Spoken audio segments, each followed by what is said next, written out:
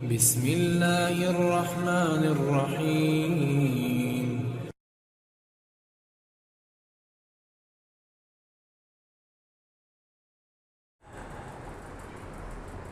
حج کا موسم چل رہا ہے، قربانی آنے والا ہے۔ اللہ ہم سب کو صدق دل سے اللہ کی راہ میں قربانی کرنے کی توفیق عطا فرمائے، حلال پیسے سے، حلال روزی سے۔ جو لوگ سفر حج پہ ہیں اللہ ان کی حفاظت کرے، ان کے حج کو اللہ قبول فرمائے، اور جو لوگ حج پہ جانے کی نیت رکھتے ہیں اللہ تعالیٰ انہیں اپنے گھر کا دیدار کرنے کی توفیق دے، حج کرنے کی توفیق عطا فرمائے، اللہ ان کو مہلت عطا فرمائے۔ اسی تعلق سے آج کچھ بات کرنی ہے۔ حضرت ابراہیم علیہ السلام اور قربانی کا جو رشتہ ہے، اللہ رب العالمین نے اس سنت کو کیوں زندہ کیا اور صبح قیامت تک کے لیے اسے زندہ رکھنے کا حکم دیا، اس کے پیچھے جو محنت ہے، جو قد و کاوش ہے، جو قربانی ہے، ہم سب جانتے ہیں، ہم سب سنتے ہیں۔ یہ الگ بات ہے کہ وہ جذبہ ہمارے اندر پیدا نہیں ہوتا ہے۔ وہ جذبہ اس ماحول میں ہمارے اندر پیدا نہیں ہوتا ہے جس ماحول میں ہم آئے دن اللہ کا نام سنتے ہیں، قرآن و حدیث سنتے ہیں، بیان سنتے ہیں۔ جس دور میں حضرت ابراہیم علیہ السلام آئے، وہ عراق شہر بابل میں جب پیدا ہوئے، حضرت نوح کی 11ویں پشت ہیں آپ کا سلسلہ نسب حضرت نوح علیہ السلام سے 11ویں پشت سے ملتا ہے۔ جب آزر کے گھر میں حضرت ابراہیم پیدا ہوئے تو آپ سنتے جانتے ہیں کہ اسلام کا نام لینے والا دور دور تک کوئی نہیں تھا۔ ہم بہانے بناتے ہیں کہ ماحول خراب ہو گیا ہے، ماحول ایسا ہو گیا ہے، یہ ہمارے بہانے ہیں۔ اللہ کے سامنے فرما برداری کرنے والا ماحول نہیں دیکھتا ہے۔ جب حضرت ابراہیم پیدا ہوئے، جیسا کہ قرآن و حدیث میں اس کا ذکر آیا ہے، ایک ہوتا ہے کہ پڑوس برابر نہیں تھا، گاؤں برابر نہیں تھا، حضرت ابراہیم کا باپ ہی برابر نہیں تھا۔ گرجا گھر کا پجاری تھا حضرت ابراہیم کا باپ، اور بتوں کو بناتا بھی تھا حضرت ابراہیم کا باپ۔ یہ الگ مسئلہ۔ اس ابراہیم کے بارے میں، اس ابراہیم علیہ السلام کا تعارف اللہ نے سورہ نمل میں کیسے کرایا؟ سورہ نحل میں ان ابراہیم کان امہ، امت کہتے ہیں ایک کمیونٹی کو، جیسے ہم امت محمدیہ، ایک بہت بڑی جماعت کو امت کہا جاتا ہے۔ لیکن حضرت ابراہیم علیہ السلام کو اللہ رب العالمین نے انٹروڈیوس کرایا دنیا کے سامنے کہ ابراہیم، میرا ابراہیم اکیلے ہی ایک امت تھا، اکیلے ہی۔ ان ابراہیم کان امۃ قانتا للہ حنیفا۔ قانتا کس کو کہتے ہیں؟ قنوت اسی سے ہے جو ہم وتر میں قنوت پڑھتے ہیں۔ قانتا للہ، یکسو ہو جانا، بالکل دنیا سے کٹ کے اللہ کے سامنے اپنے آپ کو اکیلا اور سیدھا کھڑا کر لینے کا نام قانتاً ہے۔ قانتاً للہ، جو پوری دنیا سے الگ ہو کر کے صرف اللہ کا ہو کر رہ گیا تھا۔ ان ابراہیم کان امتا قانتا للہ حنیفا. حنیف کسے کہتے ہیں؟ ہمارے دین کو دین حنیف بھی کہا جاتا ہے. کیوں؟ یہ بھی حضرت ابراہیم علیہ السلام کی طرف منسوب ہے. حنیفا وَلَمْ يَكُ مِنَ الْمُشْرِكِينَ. گاؤں بھی مشرک، پڑوسی بھی مشرک، خاندان بھی مشرک، باپ بھی مشرک، لیکن میرا ابراہیم مشرک نہیں تھا. یہ اللہ رب العالمین نے تعارف کرایا. اللہ کی طرف یکسو ہو کر کے کھڑا رہنے والا، اللہ کی راہ میں ڈٹنے والا، اور اللہ کے حکم سے لوگوں کو اللہ کی طرف بلانے والا، یکسویت کے ساتھ، حق گوئی کے ساتھ، یہاں تک کہ اپنے باپ کو بھی بلایا. سورہ مریم میں بڑی لمبی کہانی اللہ نے، سورۃ الانبیاء پڑھیں، سورۃ المریم پڑھیں، سورہ صافات پڑھیں، یعنی پورے قرآن میں حضرت ابراہیم کا نام جتنی مرتبہ اللہ نے لیا کسی نبی کا نام نہیں لیا. قرآن کی 25 سورتوں میں حضرت ابراہیم کا نام 69 مرتبہ اللہ نے ذکر کیا، اور کسی نبی کا نام اتنے مرتبہ ذکر نہیں کیا. اور سب توحید کے باب میں، سب توحید کے باب میں، توحید کے لیسن میں، کہ ابراہیم، اسی لیے حضرت ابراہیم علیہ السلام کو ابو الموحدین بھی کہا جاتا ہے. کیا کہا جاتا ہے؟ ابو الموحدین. کہ حضرت ابراہیم سے پہلے حضرت ابراہیم جیسا موحد اس زمین پہ پیدا نہیں. سب سے پہلی دعوت اپنے باپ کو پیش کیا. اگر باپ مشرک ہے تو ادب کے ساتھ باپ کو توحید کی دعوت بیٹا سب سے پہلے دے. ابا یہ کیا کر رہے ہیں؟ لِمَ تَعْبُدِ الشَّيْطَانَ.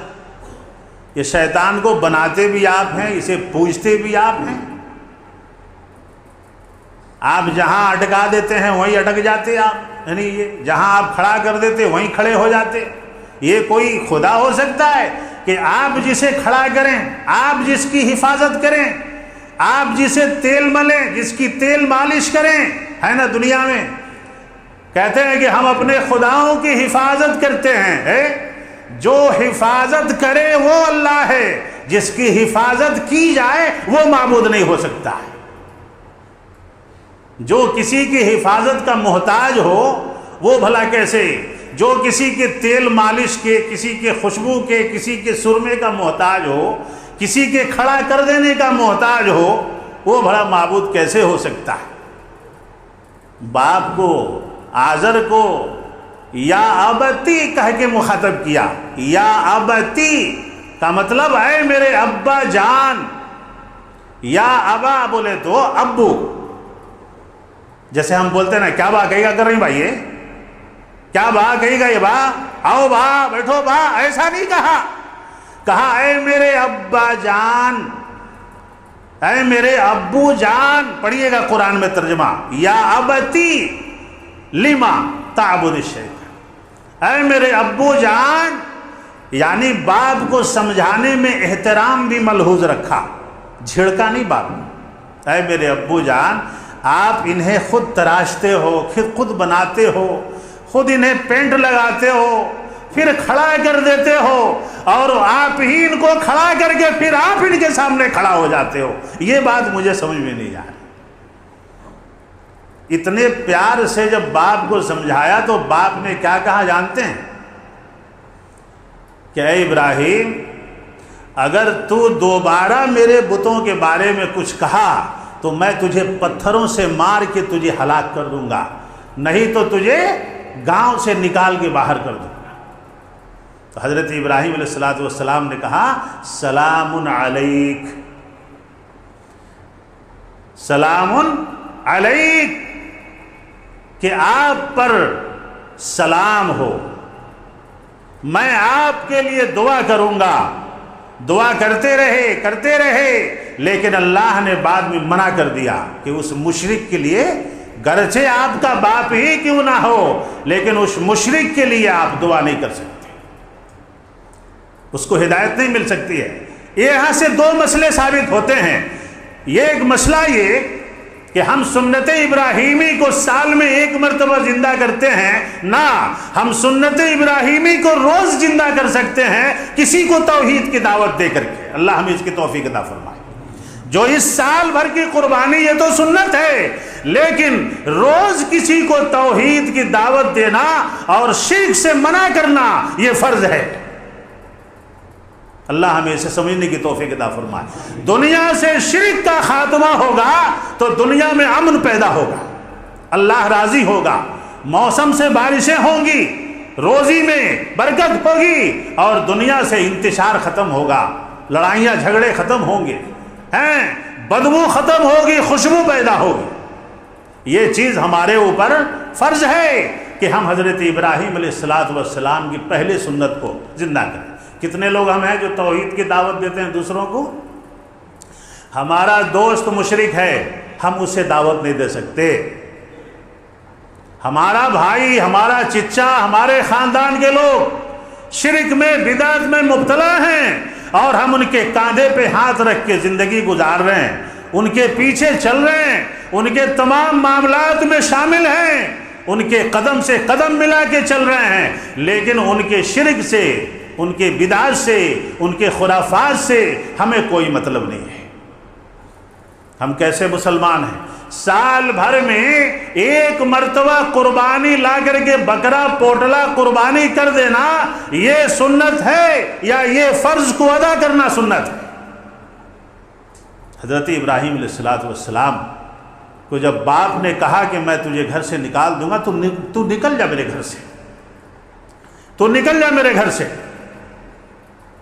حضرت ابراہیم علیہ السلام نکل گئے، گاؤں میں ہی رہنے لگے، ابھی وطن نہیں چھوڑا۔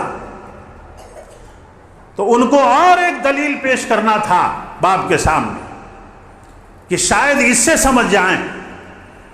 تو گاؤں والے سال بھر میں 1 مرتبہ مشرکانہ عید منانے باہر جاتے تھے۔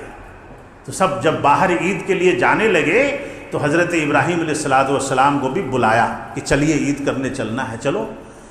تو 1 مرتبہ آسمان کی طرف دیکھا، فنظر نظرۃ فی النجوم قال انی سقیم۔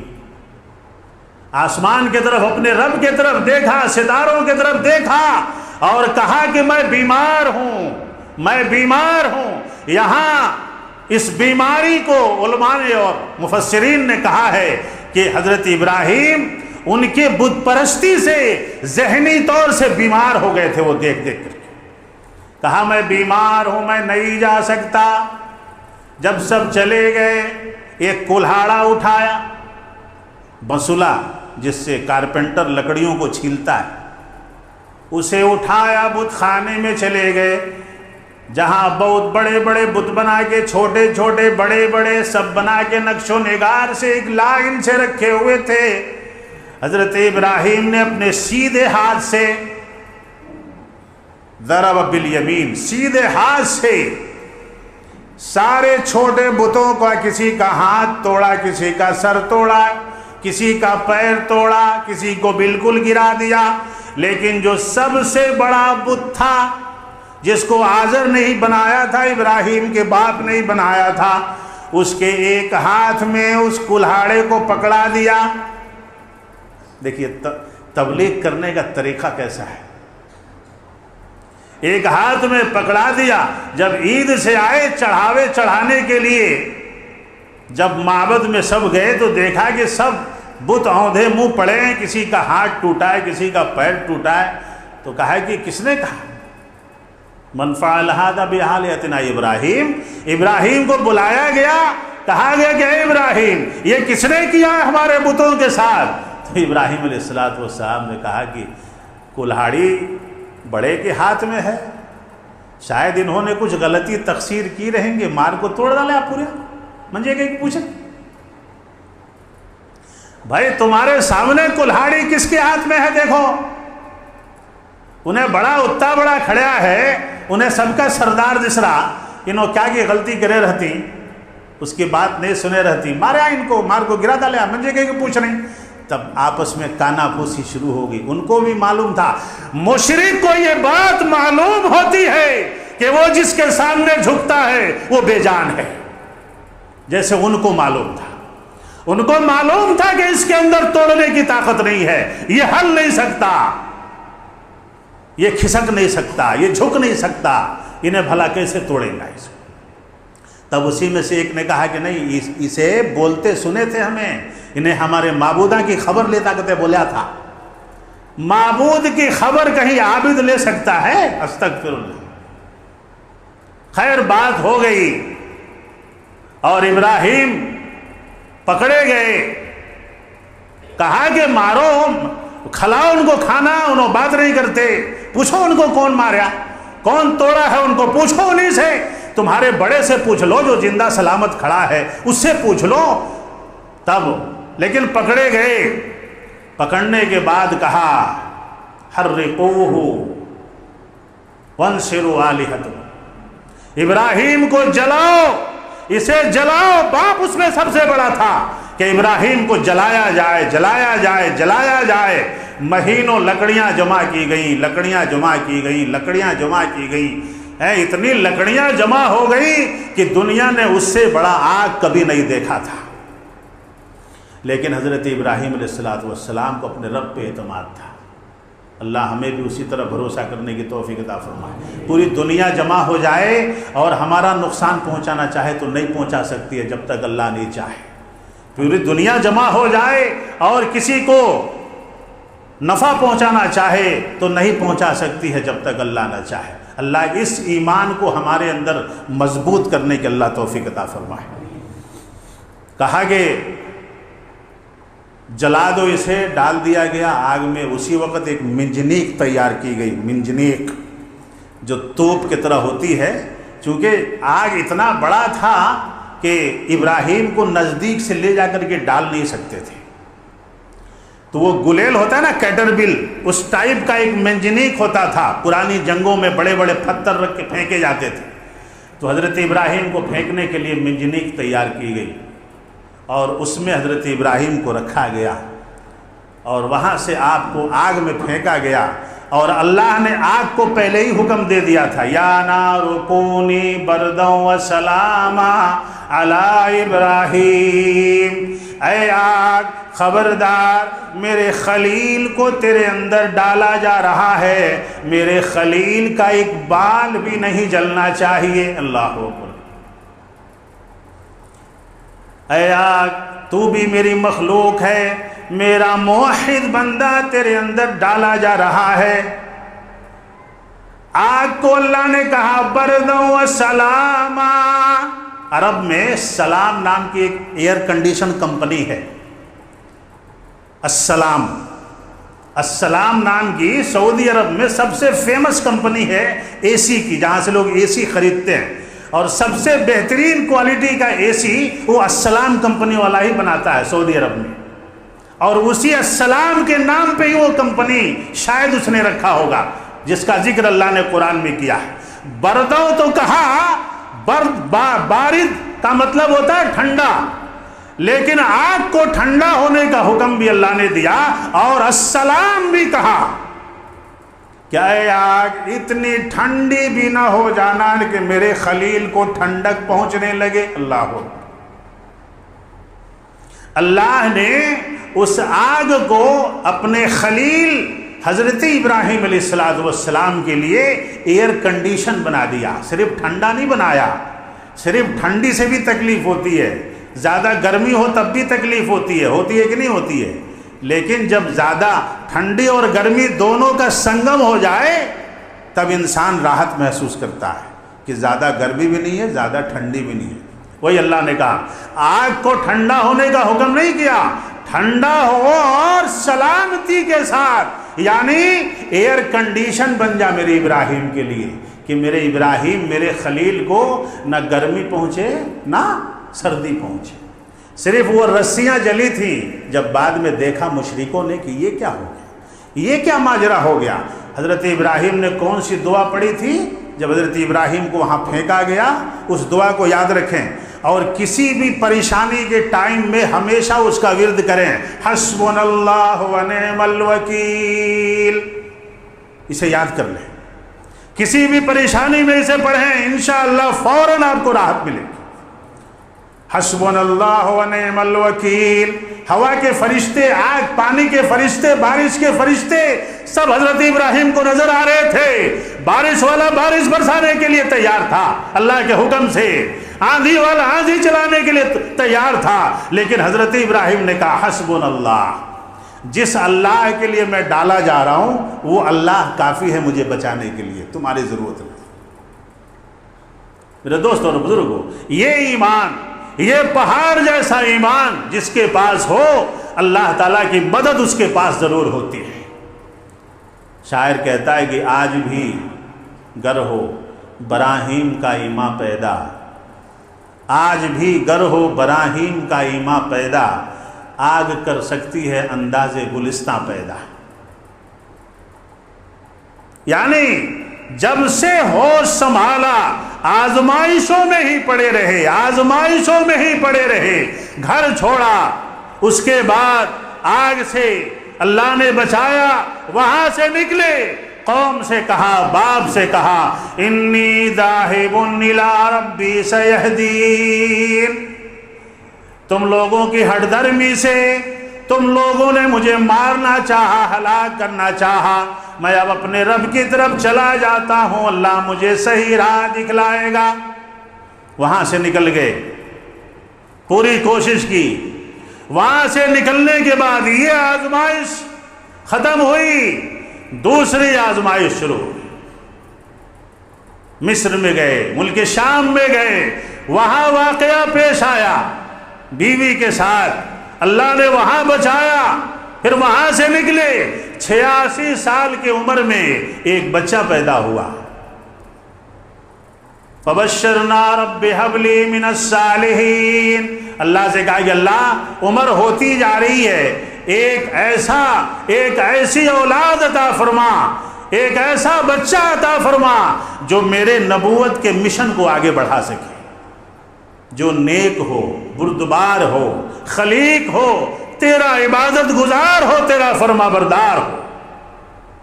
اللہ رب العالمین نے کہا کہ میں نے ابراہیم کو فبشرناہ بغلام حلیم، پس میں نے اپنے ابراہیم کو ایک بردبار لڑکے کی بشارت دی. لڑکے کی، غلام کہا، لڑکے کی بشارت دی، اور وہ لڑکا پیدا ہوا.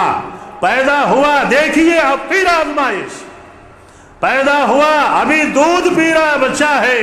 پھر اللہ نے کہا کہ جائیے جہاں کوئی ندی، جھاڑ، کھیتی، پانی، انسان، حیوان، جانور، پرندہ کچھ بھی نہیں ہو، وہاں جا کر کے اپنے بیوی بچے کو چھوڑ کے آ جائیے.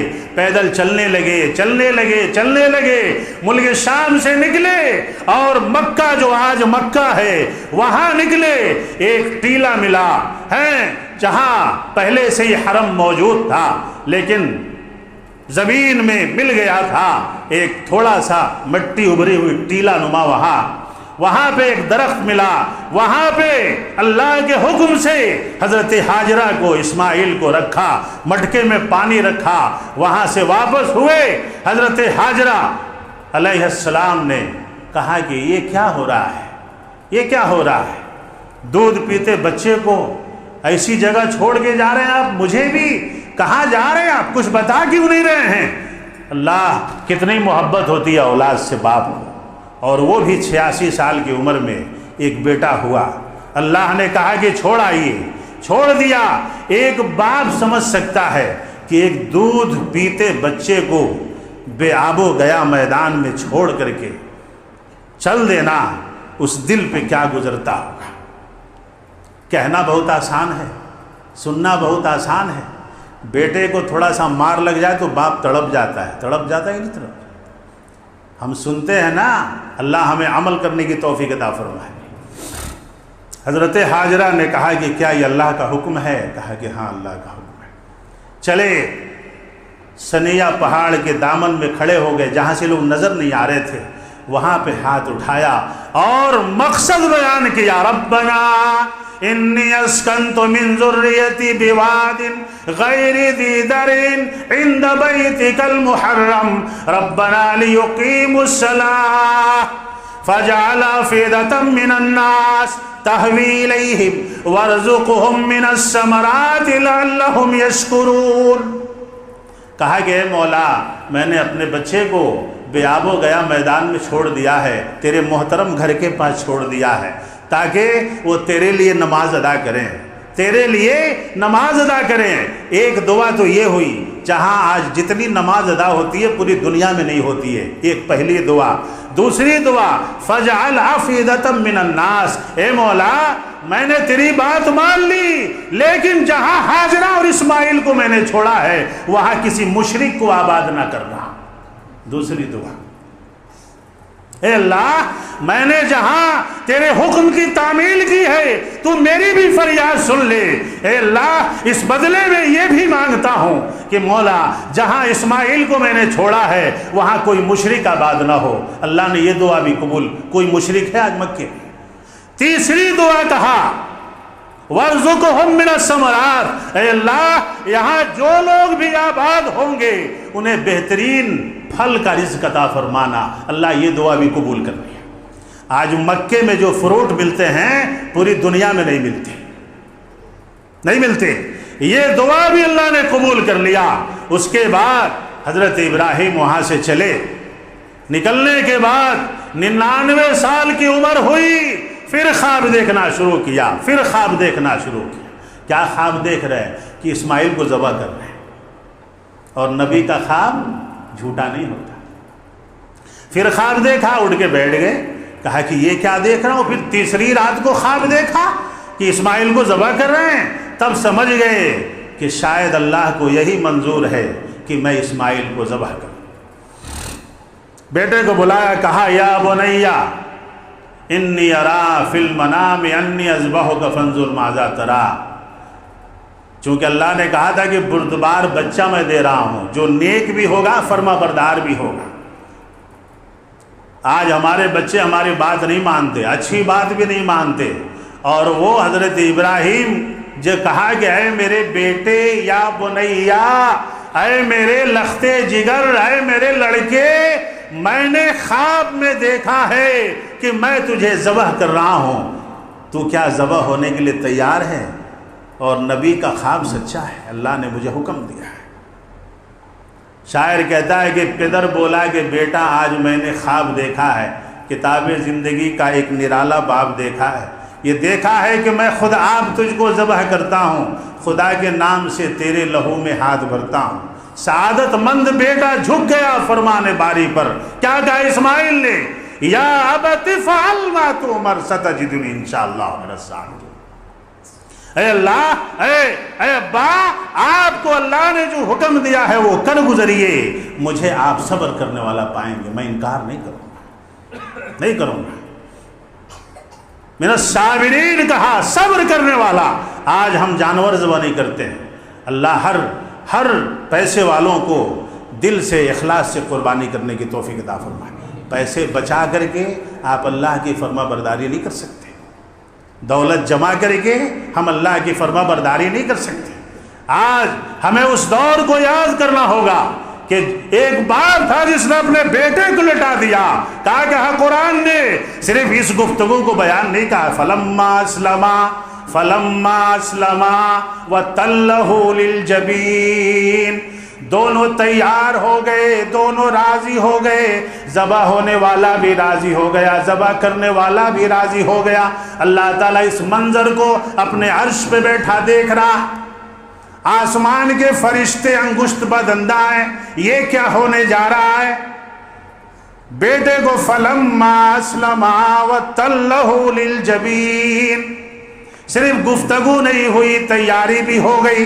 بیٹے کو پچھاڑ دیا جس طرح ہم بکرے کو پچھاڑتے ہیں، زمین پہ لٹا دیا، چھری پتھر پہ رگڑی، ہاتھ کو حلقوم پہ رکھا، پچھاڑا اور سینہ گھٹنے معصوم پر رکھا۔